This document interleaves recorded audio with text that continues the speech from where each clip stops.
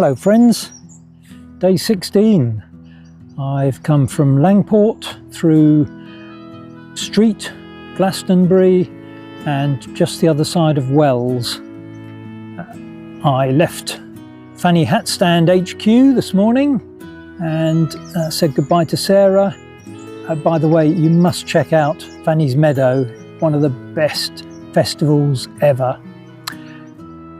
When I set off from there, it was raining, and it rained quite a lot of the morning, and it's been quite windy and cold again. But I did make good progress, despite stopping in Glastonbury at my favourite café in the whole country, Rainbow's End, and I had a massive, amazing lunch there. And that's probably the highlight of the day, really. Anyway, let's have a look at my campsite. So this is my campsite, just in the corner of a field, just off the footpath. So let's have a look at where I've been today, shall we?